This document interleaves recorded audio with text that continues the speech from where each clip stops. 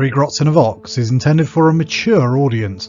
This means there will be crude language and discussions of adult themes, especially if we're talking about tactical marines or Gabriel's Seth. Viewer discretion is not only advised but encouraged. All opinions are our own and often given for humorous purposes. Any advice is given largely for entertainment purposes and would probably be ignored. But if you do learn something useful, count it as a win. Well, greetings, Docs. Thanks for joining us this week. We're going to be looking at a tier list of the Imperial Knights Codex. We're as updated as we can be in terms of the Codex has been out a few weeks. It's been FAQ'd. It looks like at the moment there's no updates to Imperial Armour, so we'll be reviewing the Forge World models as they stand. No more Imperial Armour updates. There was sort of one, but it wasn't very... Yeah, and then they updated detailed. it to get rid of a hyphen, because a hyphen made all the people who are like rules or detail oriented as to whether or not a keyword is accurate go nuts. And thankfully I missed that one. So that was good. Yes, I missed that too. So we've got a list of all the knights here, and we're going to be starting with our Armiger War Glaives. Yes, yes we are. Armiger War Glaives. And how are we, well, War Glaives, I guess. How are we rating them? We're rating them independently, as in, like, no exterior factions. We're not looking at them as a... I think we're looking at them in the context of the Codex. Okay. Yeah.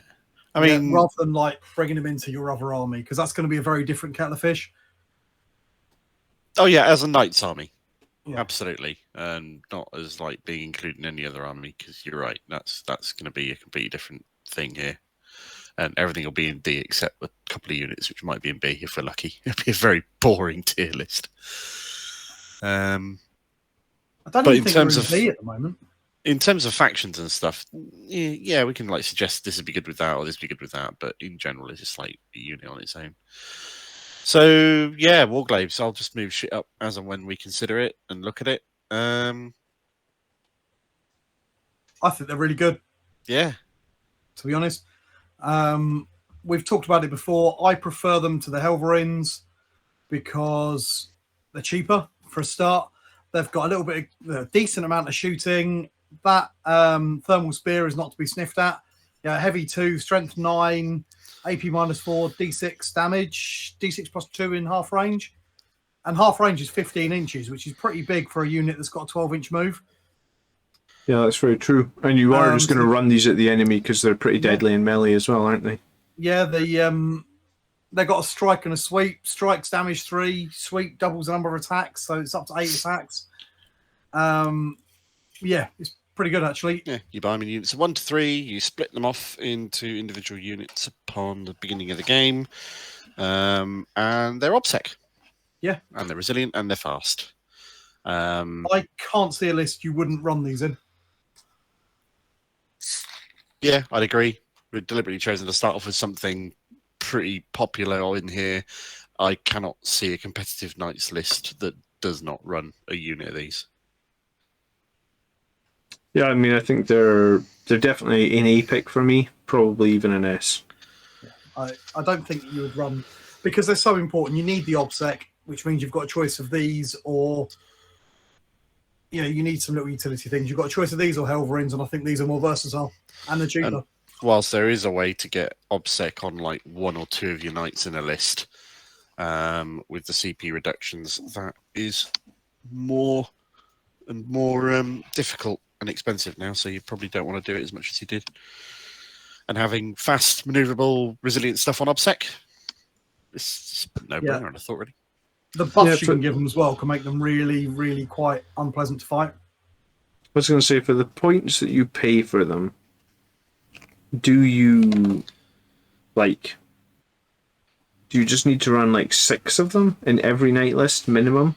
145 points, so I guess 6 of them is like... That's half your army, isn't it? Well, maybe 870 points.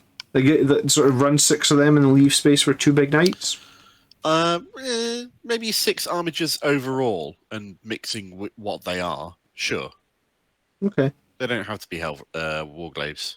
I think I'd probably run 6 War Glaives. For the general mix, yeah. I mean, there's something to be said about the ones we're going to get to third. But if we generally accept that War Glaives have a good balance between melee, ranged, fast, resilient, obsec, and you're going to see them in most lists. We can consider whether or not what we do the Helverins, which are the more range support variants thereof.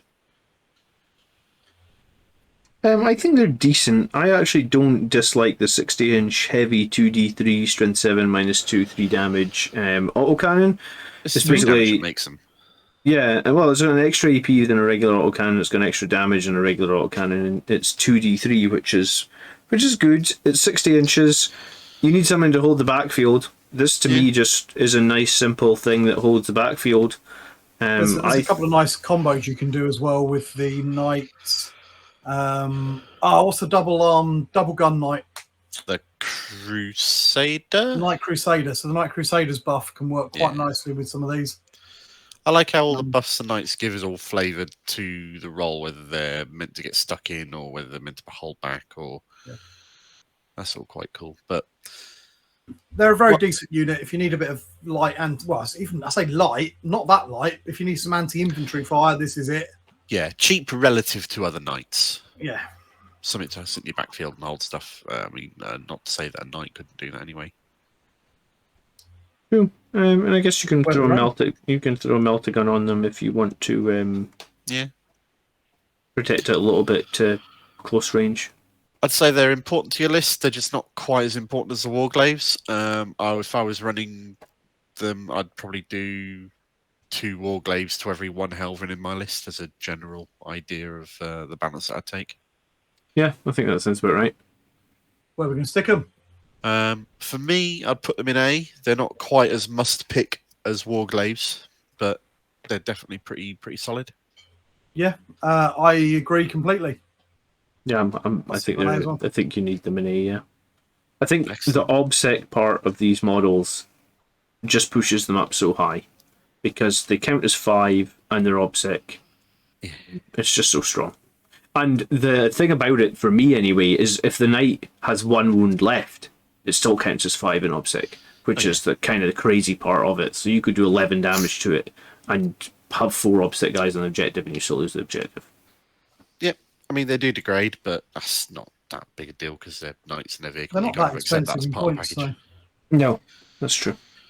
Okay, when you think these are the same price as a Contemptor Dreadnought. Yep. We got stuck in a little quickly there. Tony, do you not have some weird ass can of strangeness that you're drinking this evening? I still don't. I'm still sort of getting over COVID. Okay. So I've been off the booze for a couple of weeks while I recover. So I'm still coughing away and I'll lose my voice at some point. So I'm only on the water for now, which is weird for me. I did notice that. Normally we start off and we have this big sort of like spiel where we take the piss out of each other. I'll drink something horrible. Something won't work. We just got straight in there and started being really quite factual. I'm not sure that's what our audience want. It almost certainly isn't. Okay. There are other places they can go if they want good quality advice. Oh, right. What do you suspect? What do you suggest? Well, how do we remedy this weirdness? I don't know. John, have you been on the top tables recently? I thought you were definitely going for a sunburn jive. I just realised that I got sun cream all over my lovely New Knights codex. I'm trying to desperately wipe it off with my fingers. So yeah, very professional on this channel. We wouldn't do anything like that. My battle scribe doesn't work, Mark. What? My battle scribe doesn't work. Fuck off. It's not giving me the right relics. Well, maybe you need to pay it more money. Actually, no, you know what? I'll fix it for you. If you send me your phone and 50 quid in the post, I'll fix it for you. Don't say things like that. Someone will take you up on it. They will do, and more fool them. I had a very interesting game last night against CSM. Well, you didn't take Dante, did you? I didn't take Dante, no. That's why we haven't got one more Patreon, John. It's your fault. Yeah. You saw that my chapter master had the 4 up at the start of the turn for a command point. And I got every single one, right? He's like, don't you fucking drop me, John. Don't you drop me. I understand you had some silly dice luck going on, yes. Oh, Brett always complains about the dice. I don't know how much luck there was. How many? Wasn't there How many? some Mephisto bullshittery as well at some point? But how many Feeling No Pains did I make? 6 in a row. Yes. It happens. Brett did not take losing to you very well, did he? Well, I mean, it's new codex syndrome. He was always going to struggle, I think. Yeah. Well, especially because he was playing World Eaters, not World Eaters with a sprinkling of CSM, I guess. Yeah. CSM when the seems World strong, Eaters though. codex comes out, he can anger on you to death. Yeah. So if you wanted to hear us talking about knights, you kind of fucked for a short while we talk bollocks. So that's because there wasn't enough bollocks, and we needed to bring some more in. Yeah. Well, I think we should do a video on CSM in the future as well, because they seem really strong. Like they seem pretty good. Abaddon seems broken. Abaddon does seem broken. They Yes. just seem fairly. Yeah. It's definitely one of them. Tyrannies is another one we should probably do a deep dive on at some point once somebody figures out how they work. I've got the codex, I just still haven't read it. I know, that's why I said somebody needs to figure out how they work. All right. Should we do another night? Moving swiftly on. Surely, let's do another night. Who's next on the list? These are the Forge World Knight Moirax units. So the Forge World Armigers. The ones with the Strength 10 lightning locks that Andy fielded against you to such incredible potency that one game fucking months ago. Strength 10? Why are they Strength 10? Because Andy cheated. Oh no, he gave them damage too. Is that what it was? Yeah. I thought he made him Strength 10 and damage too. Maybe. And like heavy 6, hitting on the 2s. Yeah, I have to watch Andrew when he plays me. They already are heavy 6. Okay, well, there we go. Yeah. That's fine. So each one of these has they can take double lightning lock, can't they? They've got a lot of options, these ones. Yeah. They come default with a Rad Cleanser, which I think is the shitty little gun on top, a Siege Claw, and a Volkite Vogler, which is some weird Volkite. Got a cool name. Yeah, it's true. It's not very good. And you can swap the Volkite with a Claw, or a Grav Pulsar, or a Lightning Lock, or a Conversion Beam Cannon. Why the fuck should you take a Conversion Beam Cannon? They're useless these days. I wonder if it's because the Conversion Beam Cannons might a bit better in Horus Heresy. Well, and it was there when they made the models, I guess. So yeah, that's one of those things. Don't take that, because to get his best profile, you've got to be more than 42 inches away, and the chance of you being more than 42 inches away of anything on the table is pretty slim. Yeah, the Volkite's 36-inch, heavy 5, strength 6 -1, 2 damage, which isn't bad. Wound roll of 6 inflicts a more wound, which is fine. So if you go double Volkite, 5 points for it, though. So yeah, if you go double Volkite, I don't think it's as good as like your Volkites on Contenders and things. Slightly different. It's 1 less strength, but it's got 1 more AP, right? No, sorry, it's the same strength, but it's got 1 more AP, but less shots. AP -1, 2 damage. Yeah, on the Contemptor, it's strength 6, no AP, 2 damage. No, fair enough. Heavy 8, though. Heavy 8. Heavy 8, yeah. So you're trading 3 shots for 1 AP. I'd rather take 3 more shots than AP -1. Yeah, very true. Whereas the Lightning Lock, 36-inch, heavy 6, strength 6 -2, 1 damage, but an unmodified hit roll of 6 scores 2 additional hits, which is pretty nice. Especially if you've got a way of buffing their hit rolls. To me, the Lightning Lock seems like the best choice here. And when you've got heavy 12, and if you run 3 of these things, that essentially becomes like heavy 36. You're going to roll some 6s, with that many shots. You'll stack up some shots. When we played against this, pretty much, it's got 3 up ballistic skill. So from your sort of like heavy 12, if you're running double lightning claw, you expect 8 hits, right? But then if you get a couple of 6s, suddenly you've got 12 hits. So it almost felt like he just always, out of 12 shots, the average just says you'll get 2 6s. So it's just like it's almost like the lightning claws are just auto hits. It's weird. It's still only damage 1. It's still only strength 6. AP -2. I don't think they're that good, because you got to pay extra for them as well. I actually don't think the Knight Moirax is very good anymore. I kind of do, in a way. The more versatile loadout options that they have is nice. The Siege Claw is not as good because it doesn't have the flexibility of the Chain Sword of the War Glaive. Honestly, the main thing that puts me off the Moirax is the cost. of buying the models compared to the plastic GW armigers. Physically, they cost more points. So twice ignoring the money expensive. thing for a second, they cost more points. The siege claw's not as good as a chainsword. The other gun it comes with is your rad cleanser, which is shite. Well, I don't know why I'd take this over either of the other two. Well, the melter is very definitely a high armor, high anti-armor gun. The autocannon is still fairly anti-armor at damage 3. If you want something to shoot out hordes of smaller troops, then the guns you get from the Lightning Lock and the Volkites give you the options of doing that. It's a lot of points for that. Yeah. It does. To me, it does feel like it's sort of inferior to the Helverin. The only thing I'm looking at here is it gets to heroically intervene as a character if it's within 6 of a Titanic model within its house. Yeah, so bodyguard stuff. So bodyguards. If you ran it with a claw, the claw is worse. The Knights heroically intervening 6 inches is pretty nice. It's still just flat worse than the chainsword. Yeah, but the chainsaw guy's not heroically intervening, right? Unless you pick it as like one of his household traits or something, right? I know there is a trait you can do that. There is household traits. He's got the Moirax seems to have it by default, so that's what you're paying the extra 10 points for. It looks like. So I guess you have to decide if you feel like heroically intervening with a knight, but it's a worse weapon or it's a worse melee option. So yeah, it's probably a B. It probably sits unless you have a really strong reason for putting it higher. I don't know if it could be higher than a B. I haven't. I think it's a B or even low B for me, to be honest. I think its versatility gives it some usefulness. It's not useless. Yeah, exactly. It's just the other two are way better. I'd agree with that. Do you think it fits more in C than B? I think it might do, to be honest. I just can't see any reason you'd run it over the other two. That, yeah, like you say, it's got the heroic intervention thing, but that's very niche that you're going to need that. Because it's not got stacks of attacks, and the attacks it's got don't hit outrageously hard. So unless you really, really, really want to use this to bodyguard a shooty knight. I like it for the volume of fire.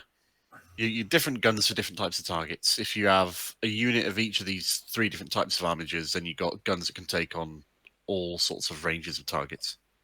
Well, in that case, I think it is a B when you put it like that. I wouldn't put it in C. Okay. All right. C, move on. No worries. The first of the big Questorus Knights is the first knight that GW released when they were doing all this shit, which is the Knight Errant. Comes with the giant melter gun on an arm and a chainsword on an arm that could be a power fist if you want it to be. It's your basic prototypical Imperial Knight, really. The only thing that is not obvious as to what it is and what it comes with is the buff that it inherently gives to armigers that are nearby. And what does the buff that the Errant give? Because I haven't looked this stuff up in advance. Armigers within 12, they're eligible to declare a charge in which they advanced, and you add +1 to advance and charging. That's cool. That's good, isn't it? Yeah. It's all right. Use that to escort some War Glaives up. The melter has some synergy with the melters of the War Glaives. It's just basically a giant war glaive, isn't it? It is, yeah. The thermal cannon just gets more shots, and the Reaper Chainsword just does more damage, and it still has that 3 profile suite. The Reaper Chainsword for the Thunderstrike, but I probably wouldn't, to be honest. What's the profile on the Thunderstrike gauntlet again? It's got that ×2, AP -3, damage 8.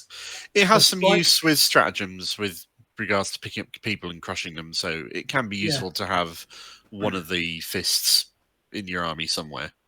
But also as just a general rule, I'd go with the chainsword because you get many more attacks if you're using the sweep profile.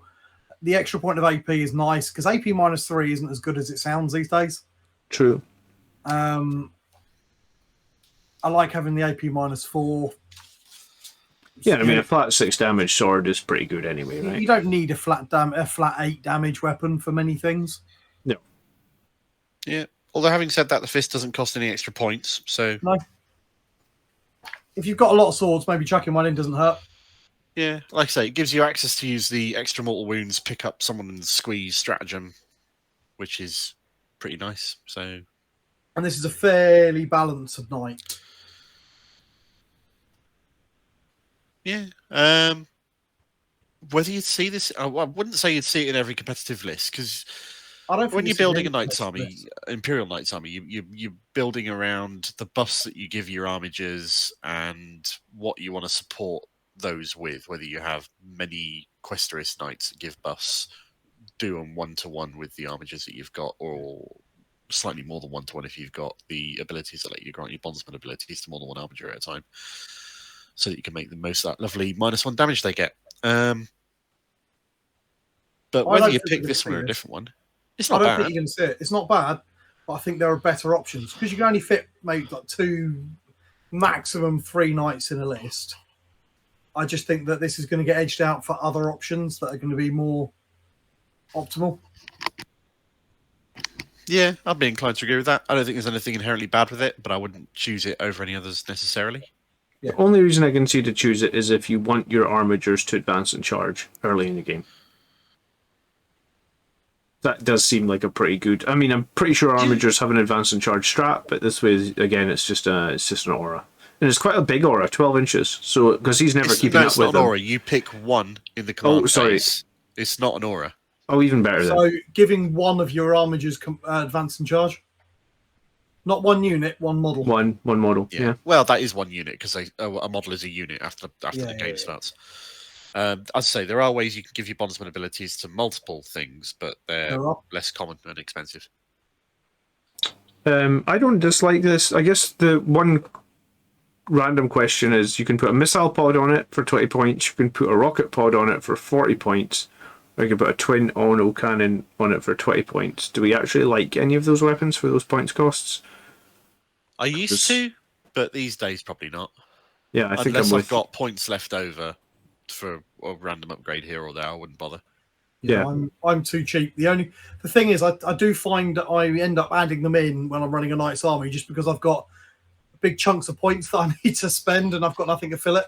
Yeah, it makes sense. It's difficult to make a list where you've got all of your points spent in one way, given that every single unit you've got access to costs huge chunks of points. I don't think in a vacuum that any of those weapons are worth the Storm Spear rocket pod is 40 points. They got a couple of relic upgrades that make them worthwhile. Some of the relic upgrades are all right for them, but then free you're crack paying the missiles is points not and 40 points CP. worth.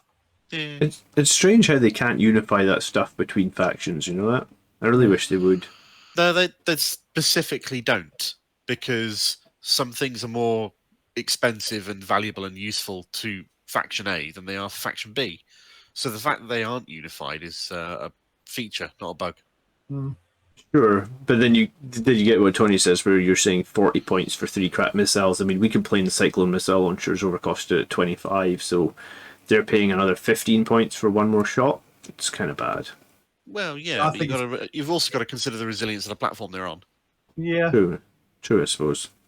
I don't know. I don't think I'll take it. If I was going to take one, because I wanted an extra one, I'd probably take the autocannon. It's the cheapest. Well, joint with the Iron Storm, but the nerf to indirect means that you're probably going to fire it direct. Yes. Direct, the autocannon's flat better. Fair enough. Yeah. Are we happy with this in B? Do we want to move it? So I'd put it anywhere? above the Armigers. Yeah, I'm happy. I'd put it above them as well, yeah. Cool. It fits your description of that perfectly, doesn't it? If you think about it. Okay, no significant flaws or strengths. Nobody's commented on my descriptions this time. I got so much flack for my descriptions on the 80s movies video. Well, that's because we were trying to go for fun, and you went for consumer advice. I like your comments. They're fine. They're good. All right, there we go. What's it next?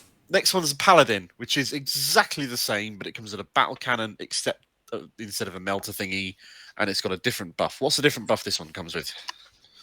Again, you'll select an Armiger. They will reroll hits of 1 and wounds of 1. See, I like this one more. I think that's a better, more useful buff. Oh, this is Reroll a hit roll of 1 and a wound roll of 1 each time it makes an attack.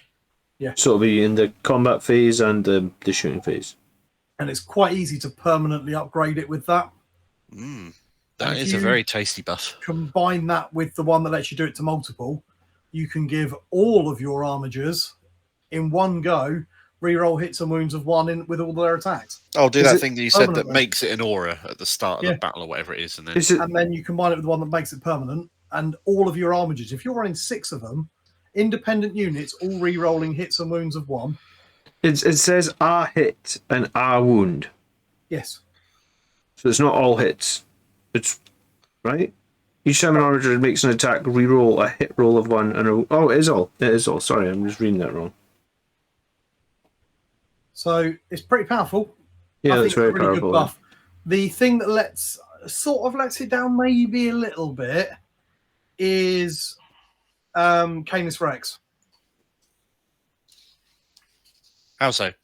Because he's a Knight Preceptor. What am I talking about? Ignore me. I'm talking bollocks. Okay. Because the standard version of Canis Rex is just slightly worse than Canis Rex for not many more points. Yeah. We'll get to the Preceptor. We'll get to that in a minute. That's just me confusing Paladin and Preceptor for a second. No, fair enough. But yeah, I think this guy's really good. If I was running a Knight army, I'd probably have this one in it, to be honest. He's the exact same points as the Errant that we just looked at, but he's got the rapid fire battle cannon. So I guess it depends on if you his buff's better, and his rapid fire battle cannon is possibly better than I think it used to be definitely better. The low AP of it now makes me cringe a little bit at it. Yeah, it still gets a lot of shots. 2d6 is a lot of shots. Yeah. It's just, as you say, it's just different. It's just different. I do quite like it. I think, especially if you're using it to buff the melter cannons on the Armiger War Glaives. They've got the high AP shots. You can put your battle cannons into different targets that don't necessarily need as much AP. Yeah, very true. Okay. The big mob of War Glaives is kind of how I see a reasonably competitive list at the moment. I'm a little bit confused about this Bondsman ability, though. So each time the Armiger class model makes an attack, re-roll a hit roll of 1 and re-roll a wound roll of 1. Does that mean you re-roll all your hit rolls of 1 and all the wound rolls of 1, or just 1 per attack? No. But each attack is 1 attack anyway, so I'm a little confused about the wording of that one, because when you look at things like Dante and Captains, they specifically say re-roll all hit rolls or re-roll all hit rolls of 1 rather than a hit roll of 1. That implies it's a single hit roll. But each attack only makes 1 hit roll. So each time you make an attack... To me, I think it's all of them, and I just think it's badly worded. Yeah. But I can definitely see the argument that it is only 1. The thing is, by game logic, an attack is a single shot of a gun. Yes. So if it's heavy 4, then that's 4 attacks. Yeah. All right. Okay. And that's how I read that. Brilliant. Should we take the piss out of John's chair again while he's gone? It's not as fun now that we know what's actually... turned out not to be white stains. No, it's actually semi-transparent. You can see the boxes through it now that we actually know what it is. You're looking quite close to it. You'll be able to spot that. Yeah, I guess I am. Oh, well. Do you reckon he's going to remember to edit this out, or will he forget again? He'll forget again, almost certainly. Yeah. Well, it wasn't a question of editing last time because it was a live stream. You reckon what are the chances he's going to watch this back to edit it? He's not going to. He won't. We can say whatever we like and it'll just go in the live stream. Yeah. But we're not going to because we're not that level. We're not that mean. If you want to take the piss out of John, we'll say it to his face. Exactly. He's got some cool stuff in his background now, hasn't he? It's true. He's got. I keep looking at those like old Necromunda models and that Metal Death Company that he's got. that Necromunda box does look cool. It's very, very striking. Did you see those new Goliath bike things? What, the Mad Max bike things? Yeah. Yeah, with like the chewy, grindery front wheels. That preview hour was kind of weird because I mean that was a cool Necromunda preview, but the fact that was the only thing they got previewed in Necromunda was a bit shit. But it was a cool thing. I was hoping for a little bit more. I really, really want to see because they're doing this kind of Ash Wastes vehicle combat sort of thing going on. Yeah. I want to see them bring back the Repressor. What was the Repressor? The Repressor was kind of the Arbites, but sisters used to get it as well. It's like a beefed up rhino with a taller lid with firing slits along the sides. I'm happy they're And a doing big trucks. bulldozer on the front for the Arbites. Container trucks and trains and other such bullshit. That's all quite cool. See, I want to see that with a water cannon sort of thing on the top for the Enforcers. How wicked would that be? They only get one vehicle, but it's a tank. With no gun, though, to make it fair. If I played Necromunda, I'd be right there with you. But I'm not, because why am I not playing Necromunda this time? There's too many other games to play. I think that's basically it. You're probably right, yeah. So what did you decide? It can reroll all its ones and all its wounds, or just one of... Each attack, you reroll a hit roll of 1 and a wound roll of 1. And as each shot is an attack, every shot you make, you reroll a 1. Yeah, I read it wrong as well to begin with. That's how we're interpreting it. But... That's the only way I can interpret it. If you disagree, if you've got reasons that you can logic and argue out that this is not the case, please let us know. Please leave a comment or hit me up on Discord and whatever you want to do, and we'll talk from there. That'll be fine. Yeah. So does this make this an A? Because that seems pretty strong. It's an A. I think it's an A, if not an S. I think we're going to see a lot of these. I think the buff makes it an A. I think without the buff, it would be down in B next to an Errant. Okay, But I'm agreed. with the buff, I'm happy putting it in A. I wouldn't say it's a must-take, but it's close. It's a very good one of the bigger knights. Yeah. If not the best of the bigger knights, I think, maybe. Although it's not Find my out. favourite. Arguably, yeah. Definitely one of. Yeah. I've got one that I would take more often, but we'll cover that when we get to it. The next one is the Warden, which is exactly the same fucking knight again, but with a Gatling gun. And the Gatling gun is meh now, I guess, right? It's fucking shit. It's alright. It does some shooting. It's just very limited in what you can shoot with it these days. And its bondsman ability is, until the start of the command phase, Armiger class models count as 10 for determining... Which is nice. It's alright. It's better than a poke in the eye. Doesn't seem that useful. Definitely better than a kick in the cock. But Yeah. if you're getting Obsec as 5, then I'm not sure how much benefit you get out of an Armiger being Obsec as 10. There's not many people running around with 10 Unless models. you want to build for it, that's trying really. to steal Maybe objectives. it'd fuck up Necrons a fair bit, given their current Maybe. Obsec Or orcs. dynasty build. It's slightly more points than the other ones as well, isn't it? The Warden. It's 5 more points. I know it's only a tiny amount, but it is more points. I think the Right. gun is probably not as useful. The gun is nowhere near as useful. The gun's not bad. It's It's all not right. great, but it's not bad. Um, It does a lot of shots. It's and the going to be bondsman ability is meh. It's okay. Definitely meh. Sorry, the gun is going to just be bad into Armor of Contempt, though. Yeah, you're not wrong. Or Not everything has custodes, it, but enough or- things have armor contempt you've got to take into account these days. It just can't deal with anything with armor, and I think you've got such a limited number of units You've got to have that flexibility. that you've got to have some more flexibility than this. Yeah, For okay. me, this puts it in C. I Yeah, don't I think it's good enough. I'd put it in C. It doesn't totally suck, but it sucks into anything that has Armor of Contempt, so that's why it doesn't I'd totally agree with suck. I think it's If- comparatively sucky. The buff being relatively sucky comparatively is what demotes it in my eyes. I'd agree with that, Okay. which is a shame. Yeah, Imperial Knights are all about the buffs for Yeah. buffing your bondsman and that, and this guy doesn't do a great job of that. Making the most of them. Absolutely agree.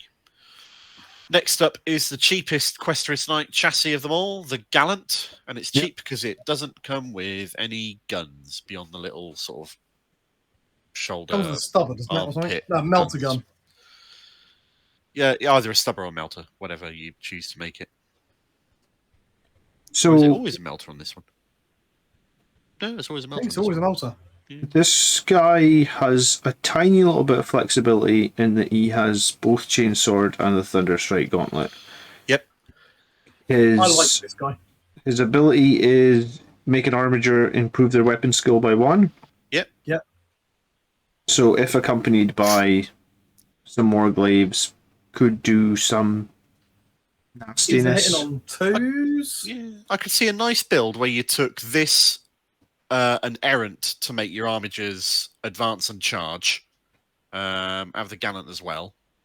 Although they wouldn't be able to benefit from both bondsman buffs at the same time, so maybe not. I like him because he's cheap. I know that sounds... we're talking comparatively cheap because he's still, 380 or something points? Yeah. But for a big old knight, he's the cheapest big knight you can take. He's 400 points now, sorry. Yep. He's the cheapest big knight you can take. He's going to wreck face in combat. He's quite fast with his 12-inch move, and I just use him like a missile. He comes with more attacks than your average knight because he's got an extra melee weapon, and he hits on weapon skill 2 rather than weapon skill 3 than your average knight. I think he's really quite good. Yeah, the loss of main guns is not a negative for him. I really quite like him. He's just got more melee ability. And I like that because it makes him more focused. So and you can stick a rocket pod or something on the top of him if you really need a gun. Okay, so the Errant, which we have at the top of B at the moment, is he better or worse than the Errant? I think it's better. I think it's better than the Errant. I'd put him up there with the Paladin. Yeah, I think he's an A. On simple basis that he's the cheaper of the main body knights, that gives him a certain attraction that the other ones lack. He's 400 points of the king of distraction carnifexes. I mean, he's going to wreck anything in combat, and being so quick, he can get there too. Right, I guess you could put him in A, but I wouldn't put him above the Paladin. The Paladin's only 25 more points. He's got that heavy 2d6 battle cannon, which is strength 8, 3 damage a shot, so that's pretty deadly. And he hits the reroll ones ability, which I think is arguably better. It's extremely good if you buff it to the point where you can grant that bondsman buff to multiple armigers. That makes it giving it to one armiger is not amazing, but giving it to lots of them is good. Yeah. So I'm happy to put him up there with that. Yeah. Okay. It's fine for me. I think if it was up to me and if I was running a knight army, I'd try and find the 25 points to run the Paladin, because I think reroll ones on hits and wounds, that would be both in shooting and melee, is better than +1 weapon skill. And then the other thing I can just see is, yes, he is a great distraction carnifex, but at 25 points, he could actually... I mean, let's say he doesn't ever reach the enemy, because they're 24 inches away, give or take. Yeah. 2 turns of shooting that battle cannon, to me, is worth 25 points. The reliability of the rerolls is just too good, especially if you can buff it to the point where it affects multiple armigers. Totally agree. Okay, cool. Yeah. All right, the final of the plastic. That's not true. That's more. Not true at all. The last of the Questoris. I was discounting. No, that's not true either. That's not true either. Fuck it. All right, the next Questoris one is the Crusader, the one with all of the guns and no melee weapon these days, except its titanic feet, which are they're not as good as they used to be. No, nowhere near as good as they used to be. But I used it has to lots of guns. Love the Crusader. Yeah, because feet were really, really kick-ass. In 8, this was the best one, I think. But yeah, I mean, if I was going to buy one in 8th, it was going to be the Crusader. I love the battle cannon. I love the Gatling cannon. I thought that gave you so much clear, and then its feet weren't bad either. But now I just feel like the Gatling cannon is nowhere near as good. The battle cannon is arguably nowhere near as good. They were both AP2 weapons, which was fine before, but now it's not. So you have to carry the Gatling, and you've got a choice between battle cannon or melter cannon. Yeah. So, I mean, I feel like the metal cannon or the thermal cannon is the better option now. Yeah. And there's no difference in points between the two, right? Between two what? Two guns? Yeah, the battle cannon and the... No idea. Yeah, so there's no difference in points. So... No, they're all the same. To me, it just feels like, yes, you could still run them. If you had the flexibility to swap out the Gatling, I'd be a bit more interested, but you don't. So and his buff is going to give Armiger ballistic skill +1. Which is good for a knight that is all guns and designed to stand back and shoot things. Having Helverin or 2 nearby to benefit from ballistic skill +1 is not bad by any stretch. Yeah. I think I I don't like prefer him. my knights having the flexibility of melee. I agree. Having them not be melee capable is a bit of a weakness. The loss of Titanic Feet being any good in combat means that this guy you can now just tie up. I know he can fall back and shoot and things like that, but that's where, I mean, the feet aren't completely useless. They're No, they're still not. hitting on 3s, 4 attacks, strength 8, -2 damage, which doesn't suck. It's just No. doesn't cut it. Not as good.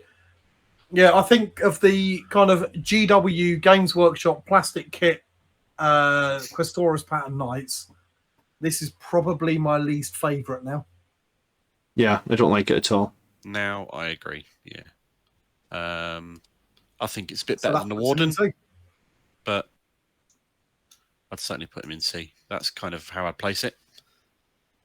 Okay, I actually Yeah, think I think it's I prefer worse than the Warden to him. Warden. Yeah.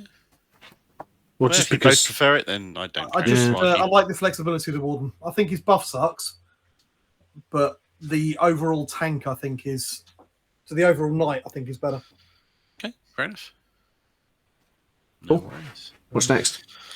What's next is the Knight Preceptor, the chaplain of knights, the non-named version of the chaplain of knights. He does not have a direct bondsman buff that he grants to Questoris knights. He has litany things that he recites on a 3+ that buffs armigers nearby. He knows 2 of them. No, that's not right. He knows 3, and he can try and chant 2 of them, basically. Which is nice. And he's got an interesting gun with the las impulsor, right? Yeah, it's nice and flexible. I do like his las impulsor. I do like it a lot. This is a good knight. I think the thing that this suffers from is your 3+ Good litanies are 3+ litanies, which means they are a little unreliable at times.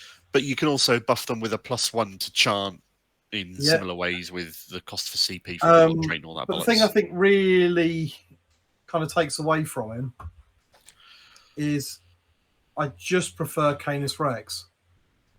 What's the difference between points between him and Canis Rex? 20 points. And Canis Rex is just better at melee, and when the knight dies, he jumps Better out at and melee, he's better at shooting. He is a He's got free more blade, so you attacks. can't customize his house. If you want to make the most of a particular house benefit or set of benefits, there could be an argument to run a Preceptor instead, which is fine. But with Rex dying and the little bloke getting out and having wander around is also a very nice benefit for Canis, which we'll get to next after this one. Yep. It doesn't suck. You can't customize Rex, but what Can't knightly teachings customize have we the got? Preceptor that much. True. All right, you can give him one of the Exalted Court upgrades if you particularly wanted to. But there's not a huge number of those that massively benefit him. Yeah, I mean the teachings are pretty versatile. You can load them Yep. up to buff whatever kind of job you want the Armiger or Armigers nearby to be doing, which is nice. Whether it's shooting or melee or otherwise. yeah. I mean, I kind of like the Preceptor. I'm thinking it's at least a B. Yeah, the gun is versatile. The gun is tasty. Yeah, it's good. He's really good. Like I say, I think the biggest negative to him is I'd almost always take Canis Rex over him. And that's not a knock against how good this is. It's just a thing of how good Canis Rex is. Cool. Okay, so is this Preceptor just going to land in B? I'd put him up there, but I'm also whether or not I I'd want to say take him top or of B. Rex is. I'd put him top of B and I'd put Rex where he is. I think you're underestimating Rex, but that's just my opinion. Underestimating Rex. Yeah, well, I mean, we haven't decided where he is yet, but I think Rex would be even higher for me. Yeah. All right. Well, should we cover Rex and then kind of do these two as a pair, placings wise? Sure. I'll leave the Preceptor there in the bottom of A for the time being, just so it's a place, and we can come back to it when we get back to it. So, Tony, take us through Canis Rex, please. So, Canis Rex is another Preceptor. He's got the same las impulsor, But what he's also got is weapon skill and ballistic skill 2+ instead of 3+. He's got an extra attack. And instead of having the Thunderstrike Gauntlet or the Reaper Chainsword, he has to take his Freedom's Hand, which is his relic Thunderstrike Gauntlet,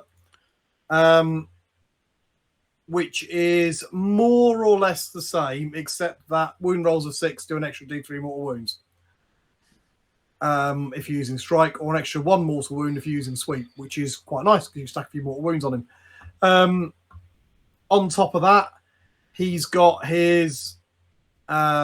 he's still got the same knightly teachings, but he's also got his special rule, which means that if he dies, the little dude jumps out, basically, so Hector can hop out, and he doesn't count as dead. And even so, Hector's even got a nice little gun. Yeah, he does. It's a strength 5, AP -2, damage 2 pistol.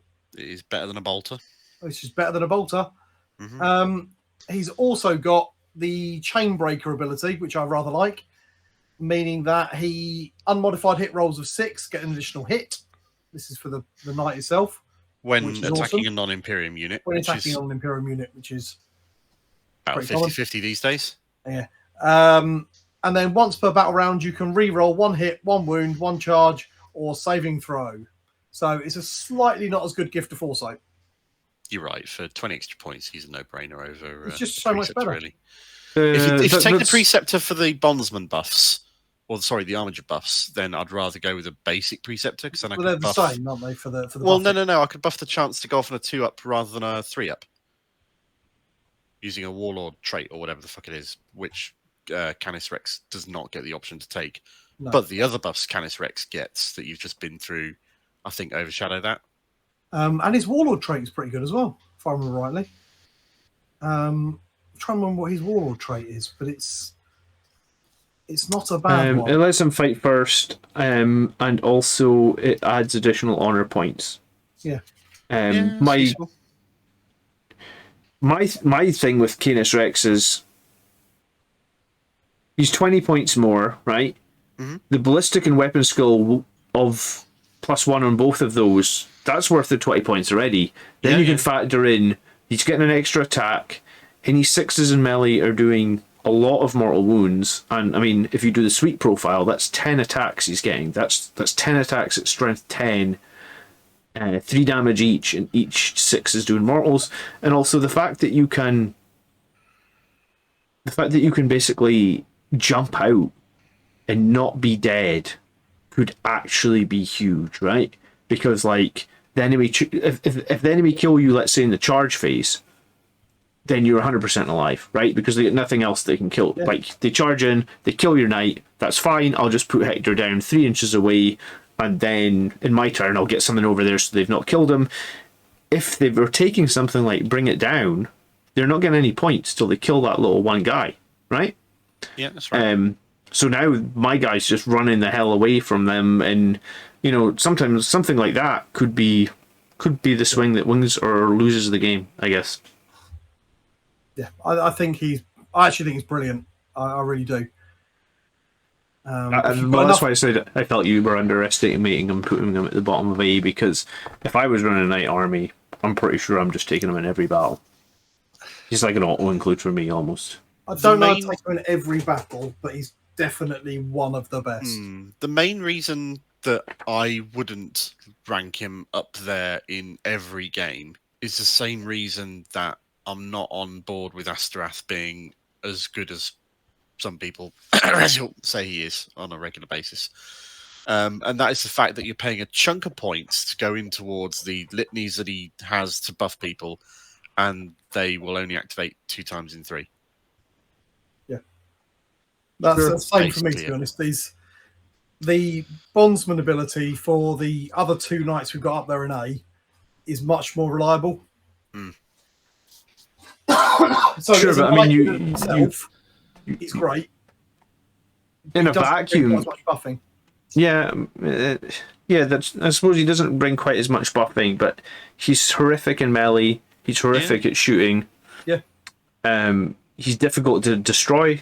And then the reroll 1 hit, 1 wound, 1 save sort of nonsense can be very valuable if you use that right as well. Yeah. I would place him between the Paladin and the Gallant personally. Tony? He's certainly in that mix, isn't he? I think we're quibbling over where he is, that he's amazing. So, yeah. Sure. Yeah. Place him I there. think that's I like him. perfectly Yeah, reasonable. you're both happy with that? Okay, fair enough. In that case, the Preceptor itself, should we leave that at the bottom of the A, or do you want to bump that down to top of B? I think to the top of B. Yeah, I tend to agree, I think. Yeah. And there's nothing bad about the Preceptor, it's just why would you not find 20 more points and take Canis? Yeah, for what he does. There's reasons why you wouldn't, but in general, I'd agree with that. That makes sense. All right, cool. Now we get on to the last two Questoris hulls, and these are special Questoris hulls in that they are the only ones that do not buff Armigers. They're just self-contained death machines from Forge World. And the first one is the Questoris Knight Magaera, which has been very popular over the years. And It was certainly quite popular earlier in Knights, wasn't it? What's it got? So we got the Hecaton Siege Claw and the Lightning Cannon. Lightning Cannon is 48-inch, heavy 8, strength 7, -2/3 damage, which is tasty. It's all right. And an unmodified hit roll of 6 scores 2 additional hits, which is... Yeah, it's a lightning lock and crack, isn't it? Yeah, basically.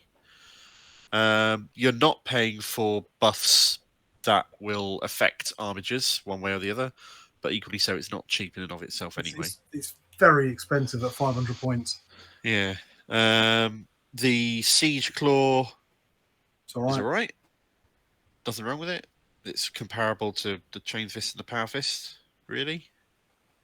I don't think it's as good, if I'm honest, because its crush profile's got a bloody -1 to hit. Yeah, that's a fair point. Which So is it's pretty... only hitting on a 4 with that. And you only have damage 4 six. attacks, which is pretty rough. Yeah. I don't like this guy. I think he's way too many points. I think he's power crept out of the way because he's a Forge World unit and he's just not been updated. That's fair. He does also ignore benefits of cover when he shoots you, which is another little thing that's nice to have, especially since cover affects a lot of things at the moment. Yeah, it does. I feel like 500 points is too much for what he He's far brings. too many points, yeah. Is that how many he is now? He's 500 point model, this. Is he in? No, because I didn't put the points. No, he's in not these in the days. Imperial book. He's in... He's in the PDF. no, he's in the Or the app. Imperial Armor book. Yeah. Yeah, but his updated points will be in. Yeah. Won't be in the Imperial Armor book, will they? They'll be in. No, they're on the latest- app. They'll be on the latest They are on the PDF app. in the app. Yeah. My app has decided now to update its rules, so fuck that. The app's useless to me right now. Sod it. But yes, he's 500 points. Which Okay. is, I think, far too many, to be Yeah, honest. If I'd he was agree with that. 420 or something like some of the other ones, then I'd be thinking, it's not too bad. That lightning lock's not lightning lock, but you know what I mean? Lightning cannon is Yeah. not too bad. It's a tasty gun, ignoring cover, but Yeah. does the gun and the shooting justify the points hike? Probably not. Yeah. No, I mean, this has just got the problem that the Imperial Armor book now is almost 2 years old, probably, or 18 months old. It's not just that. GW seem to think, you know what? Imperial Armor, Forge World wrote these rules originally. We don't like them. We're going to just like quietly make them worse than all the stuff we do. I mean, They I just hope they're not doing that, but it kind of feels like they are. They just dropped the points cost on a bunch of Space Marine Imperial Armor stuff, though. Right? Not really. A couple of these Yeah. super heavies. The Falchion, the Fellblade, the Asterius, they all went down 50 points. That's pretty Yeah, big the for... Thunderhawk's still 800 points. I mean, what You kind of and your- idiot runs those units anyway? I'm going to run even that things unit like and the, win a bucket tournament. So what's going to happen? You know I love the Leviathan Dreadnought, but even that's too many points. He's overcosted. Yeah. Is You he? compare him to his competitors at that kind of price point, and he's You both seen the news about Oscar. Leviathan today, by the way? I did see the news. mellow one. Yeah, coming out with weapon packs for it as well, so it looks cool. I quite like the way they're doing that. So you sort of buy your chassis, pick your guns or whatever. Yeah, it'll come with some basic guns to begin with, but you want to tweak it, spend a little more. And if they're easy enough to magnetize like the resin one was, I don't that's see quite any reason nice why they because you can shouldn't have all the different options. And It's nice for new players. For us that have got multiple of the old ones, I mean, be. True. It's we're very true. fucked. Already I'm bought We still them. did buying it. them. We did it the hard way, guys. Bought them, magnetized them, left them on the shelf. Yeah, it's fine. No I worries. still run mine. We'll take I've the got moral the high Blood Angel ground. specific one, which is gorgeous. It's true. It's very pretty. So the Magaera, we're gonna. Yeah, we'll talk see? about the. Oh, sorry, we haven't put him in somewhere yet. No, we haven't. I think he totally does suck at the moment. Yeah, I think he sucks What? too. Shelve it. Yeah. Yeah, shelve it until new rules. Until they come drop along. him by 80 points or so, put him on the shelf. Don't run him. Fair enough. Okay. Which is sad because it's such a cool, evil-looking thing. Oh yeah, it looks so beastly. The other Questoris Forge World Hull is the Styrix, or Styrix, however you want to pronounce Styrix, it. I think. Okay. Which So a is what, same Graviton sort of points. 475. Graviton Crusher, which is basically like an 18-inch heavy grav pistol or something, and a Volkite. There's so many Volkite guns now. They do. Volkite Kyraville, which is its main gun, the big thing. The grav thing's like a little side gun somewhere. So the main It's gun is the really Volkite. weird. It's got D6 damage on it. Oh jeez, it does. Okay. Heavy 5, D6 damage, strength 8 -3 is not bad. 45-inch range for some random reason. Wound roll of 6 inflicts 2 more wounds, but D6 damage. On paper, it kind of looks interesting, but I kind of hate Volkite weaponry. It's so swingy. So This one's even more swingy. With this is the most swingy Volkite I've ever seen, and it's only got 5 shots. So you're gonna, 5 shots. You're gonna hit like 3 or 4 times. So let's say you hit 4 times. You had a good roll. Yeah. You're gonna maybe get 1 6. So potentially you do a couple of mortal wounds, and then they have to damage take you do is all over the place. 2 or 3 saves, and it's D6 damage, which you know yourself sucks when you need it. Yeah. I would run this less than the Magaera. Yeah, I think he's shite. To be honest, I cannot see any reason why I would run this. He's got no bondsman buffs at all. He's got a random as all fuck gun.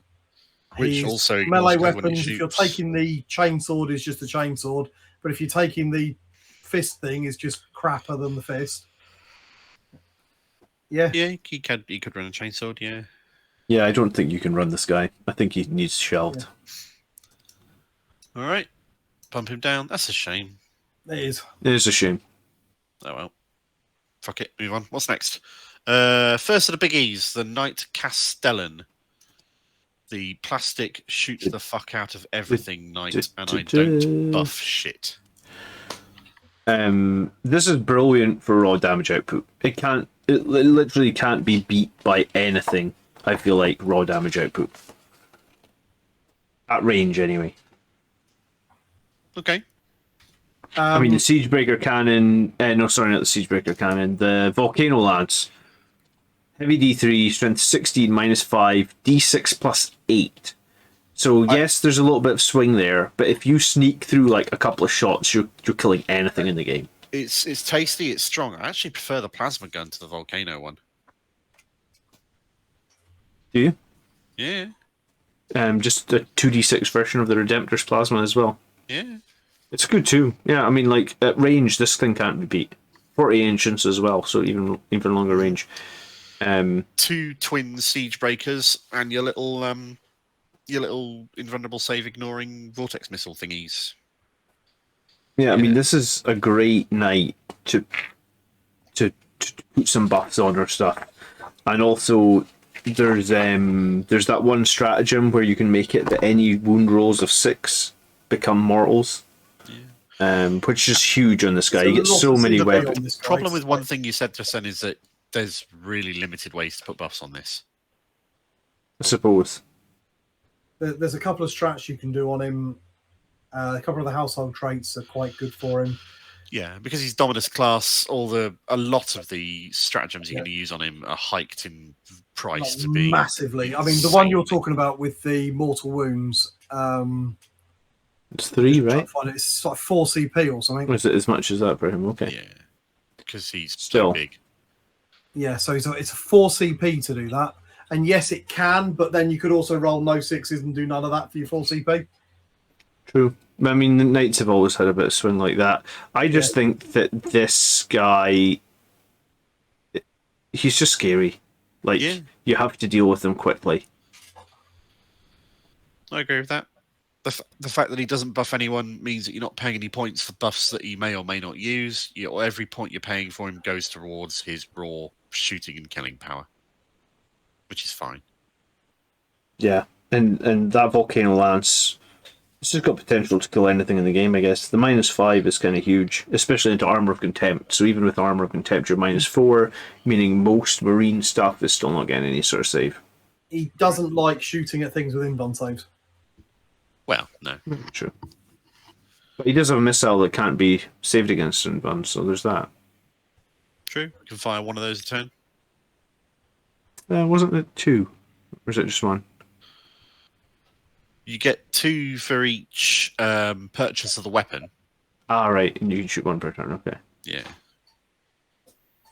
Which is fine. But even I like the it shield breaker missiles, D6 damage again, which is kind of annoying. It's like, haha, have my missile that ignores your invuln. Oh shit, I did 1 damage. 1 damage. I like it. It's good. Top B, high A? Top B, low A? I don't like it. I don't think I'd run it. And I don't, and we're not, I know this is how we normally do it, but having a little poke about and a nose at some of the more competitive lists that have been going around, we're not seeing them. And I think the reason for that is they cost so many points. How many and points? They are so limited on CP now. 600? 600 points. Well, 600, yeah. He's 600 points. You haven't got many CP to throw at him, and there's not that many things you can buy if you do, and they're really expensive. He's quite swingy. He's a scary thing. He's great in fun games, but I think in competitive, you're better off spending the points on, I know, your Paladin and an Armiger for that. Stuff that make the most of the Imperial Knight synergies and buffs and crossbows. I think he's too many points. I really do. Okay. I think if you do compare his shooting output against anything else, even at 600 points, he's still really good. Yeah. Because I did a video where I compared him against the Falchion, which is like arguably, I mean, the Falchion's, what's its name? It's like super heavy tank destroyer. So it's literally got in its name, it's supposed to kill super heavies. It's literally got 2 of his volcano guns on it, hasn't it? Where this guy comes in is if you want to play against other Knights players. If you turn up with one of these guys and the opponent's also got Knights and he hasn't got one of these guys, well, then they might as well go home. Yeah, that's probably a put good their stuff back in the box. But if they turn up with, I don't know, I want to say a Custodes infantry army or Harlequins or something like that, where 8 plus D6 shots is totally wasted on that guy with 1 wound, then you're paying a lot of points for like massive focus damage that's worthless. You've killed a guy. True. I still think he's good. Into super heavies. I would have him in A, maybe at the bottom of A, but if you guys both think he's lower, I'm happy to go lower. I agree. He is strong and solid. I think the reason why you wouldn't play him is, as Tony says, I don't think I wouldn't say he's B. He's definitely the best at what he does. But you're also not going to take him in every army by a long stretch. So maybe bottom A, maybe top B is kind of where I'd stick him. Yeah, I think top of B is where I'll put him. He does his thing really well. It's just I'm not sure that you really need that thing. Yeah, maybe if you built a list around him, you can make him work. But yeah, let's go top B. Okay, cool. We'll do that. And then we have the slightly more close-range version of this guy, the Valiant, with his big flamer of doom and his giant fucking spiky pig sticker. I haven't really looked at this guy myself. Oh yeah, the harpoon. Yeah, okay. Which is the coolest weapon in 40k. Each time an attack made with this weapon is allocated to a model, just allocated to a model, you take 3 more wounds. Yeah. That's nice.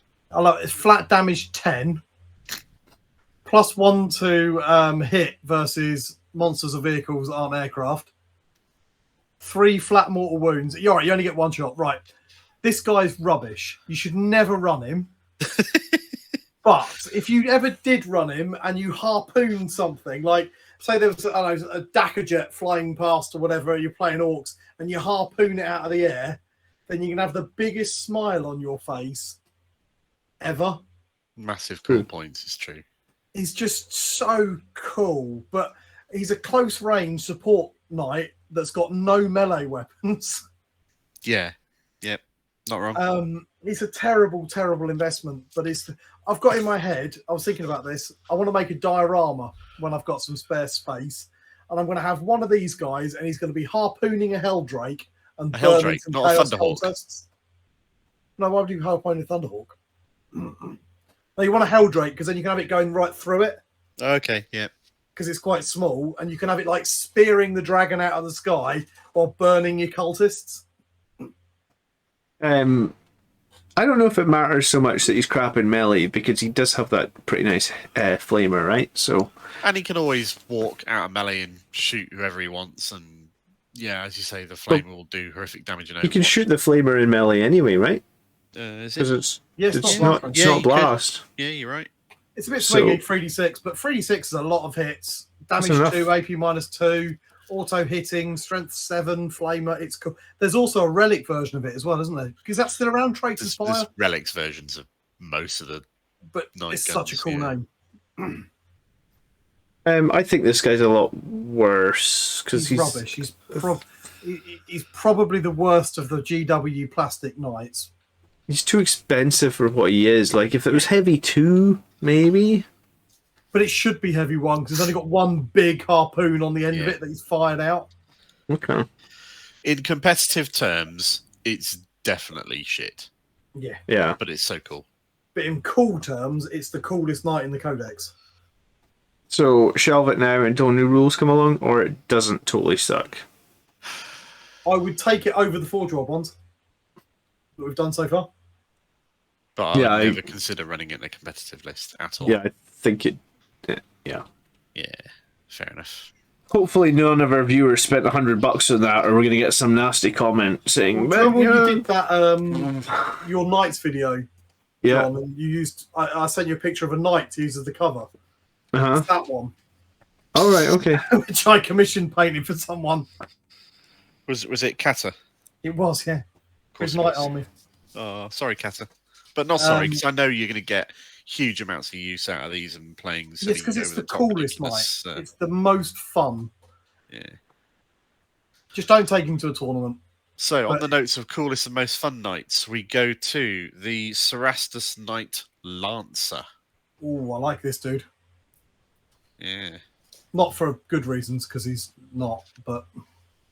Fair enough. He's another one of the knights that has no buffs whatsoever, because none of the Forge World knights have buffs towards Armigers, because they didn't when they wrote the rules for them. Is he relatively cheap? He's not too bad. He's 440 points, which puts him in and around the Questorus ones. Yeah. But he's got a couple more wounds than them. He moves a couple of inches more than them. More attacks in general. He's got more attacks than them. His weapon is pretty good in melee. It's got 2 profiles. You're either doing flat 6 or flat 8 damage. Depending on whether you want ×2 strength or +6 strength. Yeah, you can only use the charge. Well, the way it works is the shot glance, if you've charged, you can use the charge profile. So he gets damage 8 on the charge, basically. Oh, I see. Right, otherwise, it makes more sense. And you can shoot with the lance because it shoots electric bolts at people. Yeah, it doesn't do a lot of damage, but... He's really basically a custodian guard in the form of a knight, isn't he? Yeah. He's also got a 4-up invuln against melee, which is rare for a knight. And his shield gives -1 to hit, which is, well, against Titan. Enemy Titanic. Yeah, but it's cool because it means you can go... He's the knight you want if you want to go and fight another knight. He's pretty cool for that. Yeah. Unfortunately, though, because he's 4-year-old, he's been left behind a little bit, and he's got absolutely no synergy, really. No, because of his keywords. Totally devoid of synergy. Oh, no. All those keywords and shit got updated. But none of the buffs in the new Codex Imperial Knights apply to Cerastus class hulls. No. Because thanks, GW. There's no reason. What would it have taken for you to just let your buffs apply to these ones as well. And I think that's sad because it's an amazing model. Yeah. I really enjoyed building and painting this guy. I'm ragging on GW a lot. I mean, they've made some really cool models with really cool rules, but some of the things that they've done are stupid as well. I don't know what they've done with the Forge World stuff. Yeah. Well, it's getting more integrated with the plastic kit, so let's keep our hopes positive for that, I guess. That's fair. Yeah. That's fair. So I think this guy's not bad, actually. At 440 points, he's not too overcosted. I think if you want a purish melee knight, you'd probably take the Gallant over him. As a general rule, yes. But that's mainly because of the buffs, I think. Then again, the Invuln in melee save built in is very tasty. And this guy is faster than the Gallant. Yeah. I think that is a point, and he's got more wounds. So if you're not going to make use of the Gallant's +1 weapon skill buff because you've already buffed it with the Paladin's reroll to hit into wound, then there's a solid argument to take the Lancer instead because you're not paying points for the Gallant's buff. You're paying 40 more points. You gain a couple of wounds. You gain a couple of points of movement. You've got a nice weapon. Melee, which is priceless for a melee model like this. So he's pretty good, actually. I think he's not bad. Yeah. Yeah. I think I'd put him somewhere in the middle of B. Yeah. I think he's better than those Armigers. I think he's better than what's the yellow one? The Errant with the melter. Errant, yeah. I think I'd take him before anything else in B. I'd take him personally. I'll take him before I took the Castellan. But yeah, that's what I'm saying. John. Okay, yeah, if you want to put him above the Castellan, maybe. I don't think he's an A. I think he's a B. Yeah, I think he's a B. Put him up the top, I guess. You probably see more play than Castellan right now, I guess. Yeah. All right. It's a little bit sad for the Castellan, though, isn't it? It just does so much damage. Such a cool model.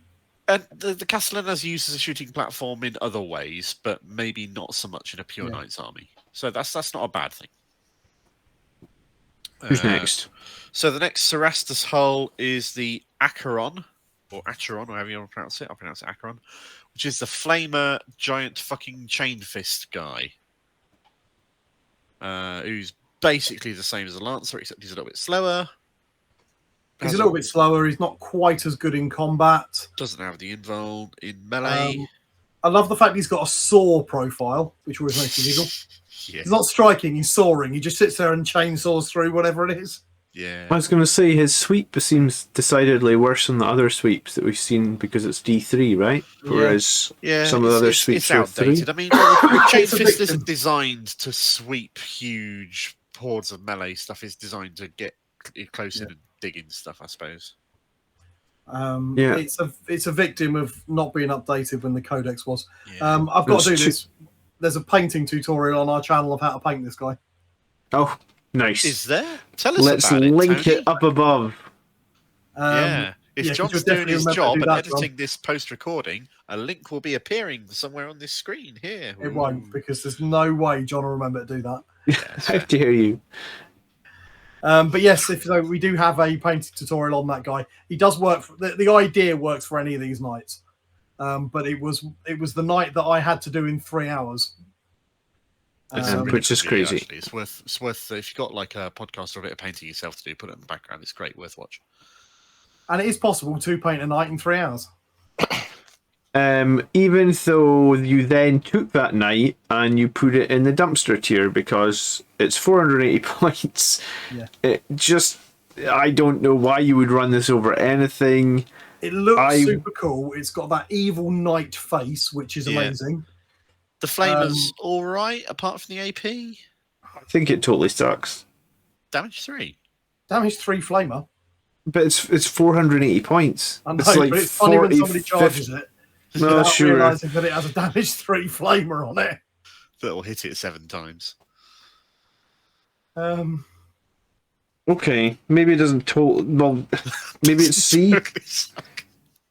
I mean, you made the names. I'm just reading them, but I think it's I don't think it's in the bin. I think it's the points cost for me. We could justify it any higher than a C. Yeah, I'd agree with that. I'll put it at the bottom of C, maybe. Yeah, I think that's probably where it lives, which is sad. But it's just again, it's just been power crept. It's not kept up with the core codex knights at all. Yeah, that's fair. And unlike the Lancer, it's not totally focused on one job. So on the focused on one job bit, the next one will be the Cerastus Knight Castigator with the giant fucking double-barrel bolt cannon and a big-ass sword. The bolt cannon is bad now because of Armor of Contempt. AP -2 damage. 16 shots, so if you're not firing into Armor of Contempt, it's not bad. But yeah. Shooting on threes, degrading. The blade has only got a multiple hits profile, which is fine. And it's I not kinda like the good blade. multiple hits profile either. No, not really.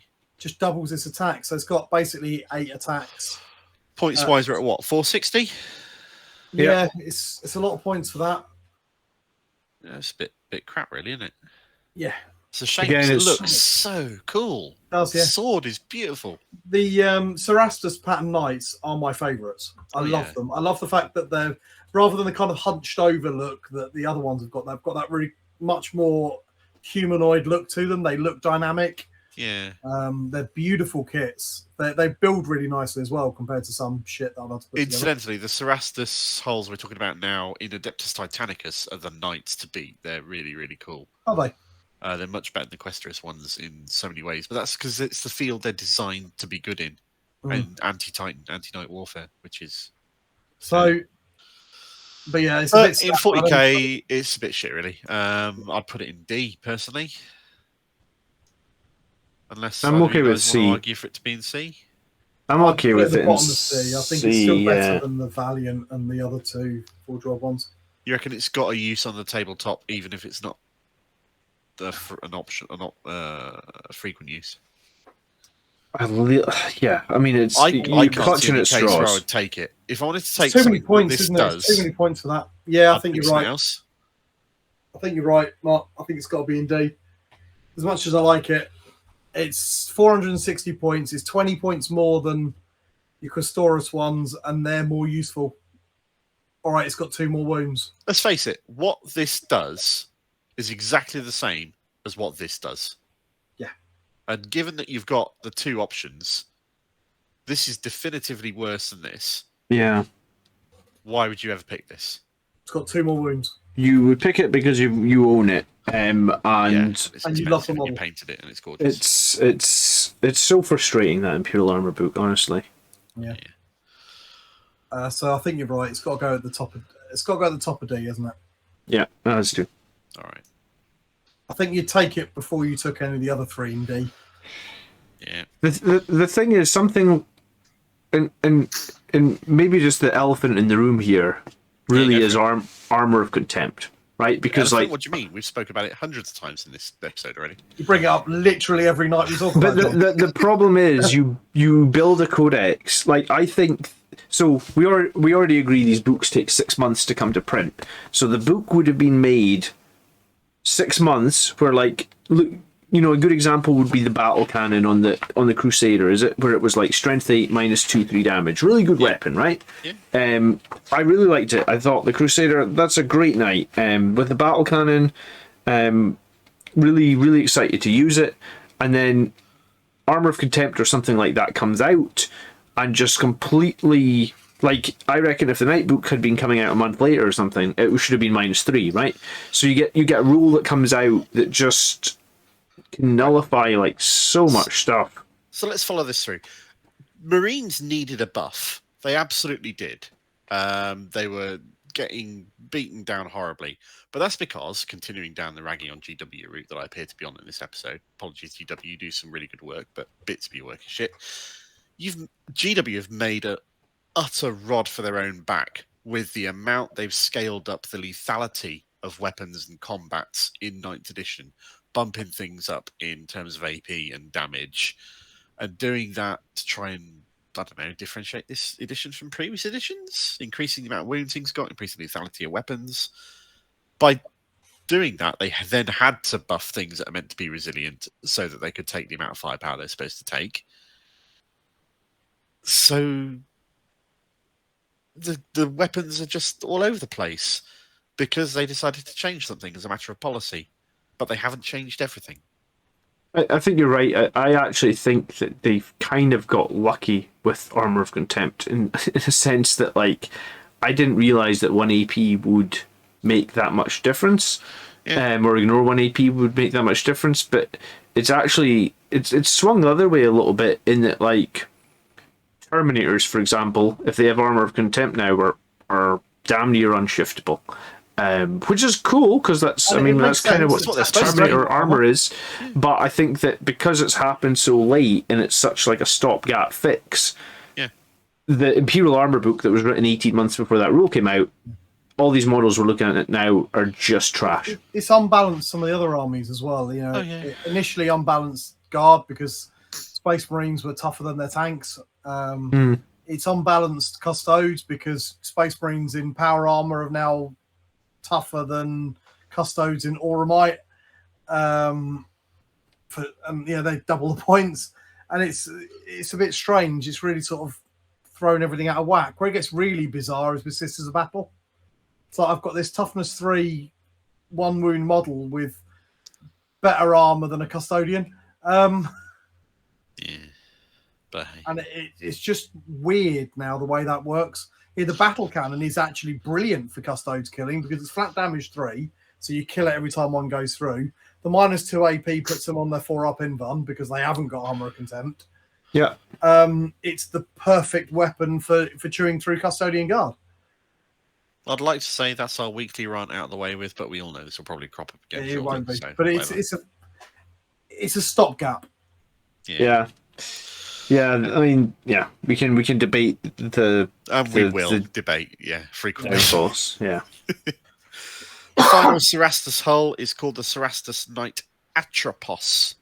And it comes with a Graviton Singularity Cannon and an Atropos las cutter, which can either shoot or be its melee weapon at the same time. It's a wicked cool named gun on that Singularity Cannon, isn't it? When it tries to hit the Titanic units, they get +1 to hit, which is fine. The Graviton Singularity Cannon is fucking cool, actually, now that I look at it. Wow. It's pretty cool, but it does, if you shoot with it, or if you miss with it on overcharge, you take D3 mortal wounds. Which is fine. At least it doesn't kill the knight on a miss. Yeah. That's fine. How much is it? 520 points? Yeah, it's quite a lot of points. From the power. Heavy D6 +4 shots isn't bad. Heavy 4 shots isn't bad. Strength 14 damage 3 though. It's a good gun. Only damage 3, and you do hurt yourself. Only. With it. You're gonna get 7 shots off at damage 3. AP -4. So it's better than the battle cannon that we were just talking about because it's got a couple more points of AP. Yeah. But other than that, it's the same as it, and the battle cannon doesn't hurt you and is on a vehicle that costs 100 points less. The las cutter, if you want to shoot it, is close range, very close range at 9 inches, but still does a nice chunk of damage. Yeah. It's only one shot. You've only got PS3. And then the las cutter in melee is as tasty as any knight weapon, really. Yeah, I was going to say this. So this has an advantage. It's stronger if you're attacking either Titanic models. Yeah, it's the unit in general is very good at killing vehicles and monsters.